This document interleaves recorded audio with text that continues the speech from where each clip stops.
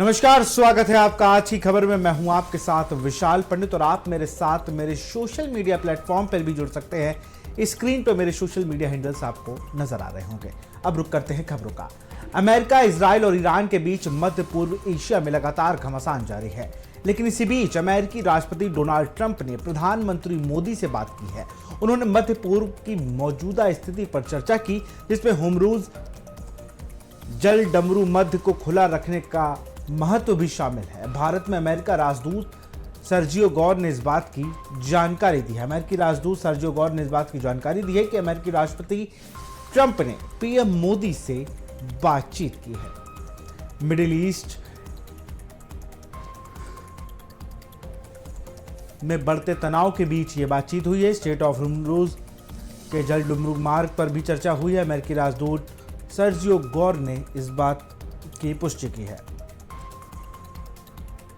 और इसी खबर पर अधिक जानकारी के साथ हमारे नेशनल एडिटर प्रदीप विश्वकर्मा जुड़ चुके हैं हमारे साथ। प्रदीप जी, अगर बात की जाए तो ये बहुत दिन से कयास लगाए जा रहे थे कि प्रधानमंत्री नरेंद्र मोदी या भारत वो चेहरा होगा जिसको लेकर शांति की बात सोची जाएगी या कही जाएगी।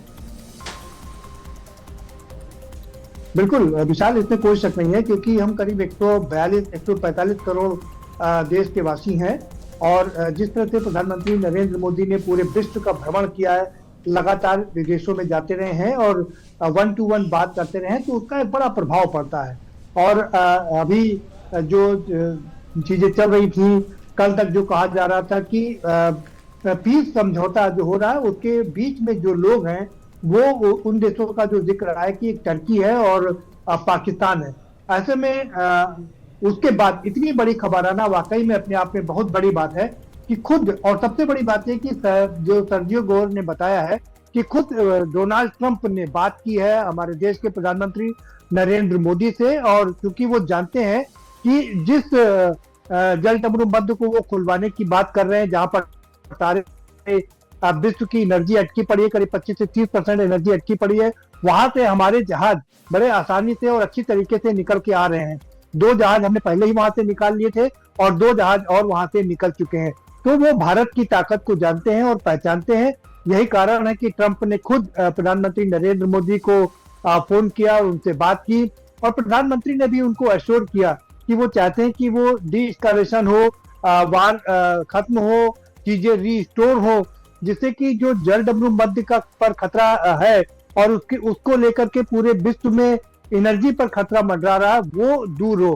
तो ऐसे में अगर प्रधानमंत्री नरेंद्र मोदी को उन्होंने फोन किया है तो यह हमारे लिए गर्व की बात है, अपने देश के लिए गर्व की बात है कि इतना बड़ा देश का सर्वोच्च नेता सीधे हमारे देश के सर्वोच्च नेता से बात करता है और उनसे अपील करता है, शायद कि वो, क्योंकि उसको पता है कि अगर इसमें कोई कुछ कर सकता है तो वो भारत के प्रधानमंत्री नरेंद्र मोदी हैं। और यही कारण है कि उन्होंने बड़ी होशियारी से एक और जहां टर्की को अपने साथ में रखा है, पाकिस्तान भी उनके साथ में बात कर रहा है, तो भारत को भी उन्होंने शामिल किया है, क्योंकि हमारे देश में भी जो छवि है उसका भी वो इस्तेमाल करना चाहते हैं। और जिस तरीके से हम फिर बता दें कि जिस तरीके से हमने अपने जहाजों को वहां से निकाला है, इतनी आपदा के बीच हमने जहाजों को निकाला है, उससे विश्व का कॉन्फिडेंस भी बूस्टअप हुआ होगा और हमारा तो खैर मोरल हाई है ही है।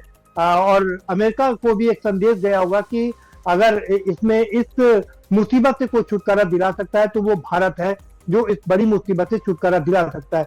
देखो विशाल, बड़ी बात यह है कि मुश्किल है ट्रंप के सामने इस समय, इतना बड़ा चैलेंज है।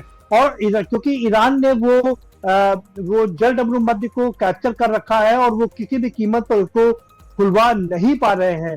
उन्होंने बहुत तमाम लोगों से रिक्वेस्ट की, यूरोप के अपने जो उनके बड़े गाढ़े मित्र हैं, जिनको सपोर्ट करते हैं, वो उन लोगों से अपील की और उन लोगों ने इसमें आगे आने से इनकार कर दिया।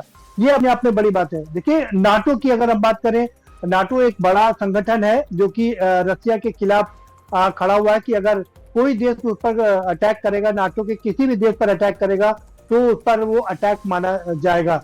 लेकिन नाटो के देश ने भी इसमें इंटरफेयर करने से मना कर दिया है, इनकार कर दिया है। और यूरोप, इंग्लैंड हो, फ्रांस हो, सर तमाम लेकिन एक देशों चीज ने और इसको भी अपने है, हाथ खड़े कर दिए। एक चीज और भी हम देख रहे थे पिछले समय, अभी डोनाल्ड ट्रंप ने ही इस बात की जानकारी, नाटो देशों को उन्होंने आड़े हाथों लिया, तो उन्होंने कई देशों को भी आड़े हाथों लिया, लेकिन भारत में जहां वहां ईरान से भी उनकी कूटनीतिक काम आई, इजराइल से भी, क्योंकि हम लोग कभी भी युद्ध के तरफ नहीं गए, हम लोगों ने हमेशा शांति के लिए बात करी, ये उसी का एक नतीजा है। क्योंकि जिस तरीके से नाटो देशों पे उन्होंने कहा कि तुम लोग कमजोर पड़ गए, डोनाल्ड ट्रंप के ही शब्द हैं कि तुम लोग कमजोर पड़ गए, इस वजह से मैं थोड़ा इधर उधर गया। लेकिन भारत का रुख करना ये उन सारी ताकतों का जवाब है जिन्हें भारत की जो भूमिका पर संदेह रहता है, चाहे वो घर के अंदर हो या घर के बाहर, सबके लिए एक जवाब है कि अगर अमेरिका फोन करके कह रहा है, पूछ रहा है, या जो भी चर्चाएं कर रहा है, वहां से फोन आ रहा है मोदी जी के पास। बिल्कुल ठीक कह रहे हो विशाल, क्योंकि अल्टीमेटली ट्रंप को इस मुसीबत से छुटकारा पाना है। आप देखिए, उसने 48 घंटे का समय दिया था कि हम तहस नहस कर देंगे, बड़े बड़े दावे कर रहा था, बड़े बड़े वादे कर रहा था, लेकिन जिस तरीके से ईरान ने 4000 किलोमीटर दूर बैलिस्टिक मिसाइल फेंक करके और हिंद महासागर में 2 मिसाइलें फेंकी, एक अमेरिका बेस पर और एक इंग्लैंड के बेस पर, तो उसने कहीं हैरान कर दिया है और परेशान कर दिया है। हम इस पर बात करेंगे, लेकिन उससे पहले अपने देश की बात कर ले कि आज जो फोन कॉल आया था, वाकई ये दिखाता है कि कैसे हमारे देश की गरिमा बढ़ी है, हमारे देश का मान सम्मान बढ़ा है और हमारे देश की मजबूती है।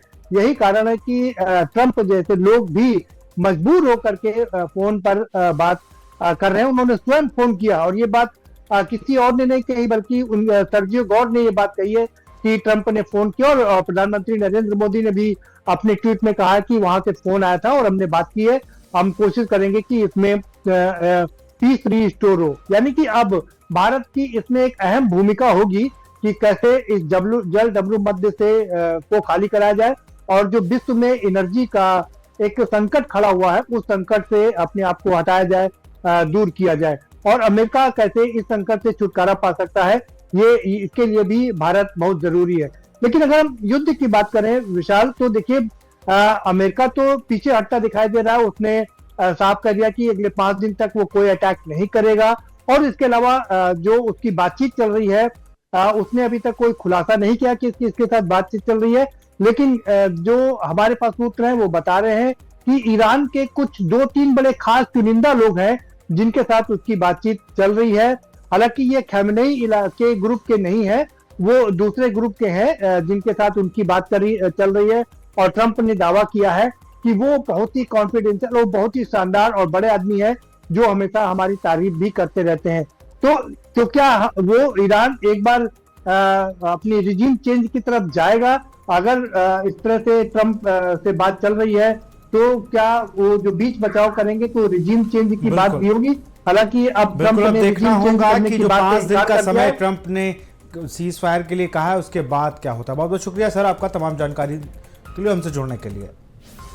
अगली खबर का रुख करेंगे। पश्चिम एशिया संकट के बीच 2 भारतीय एलपीजी के जहाज जंग वसंत और पाइन गैस हुमरूज से निकले हैं। इन दोनों जहाज में 33 और 27 भारतीय नाविक सवार हैं। ये जहाज 26 से 28 मार्च के बीच भारत के बंदरगाह पहुंचने वाले हैं।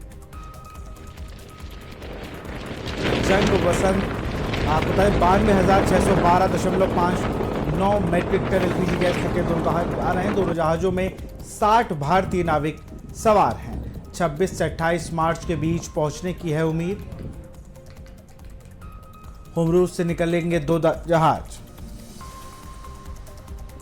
जंग वसंत पाइप गैस आ रहे हैं भारत।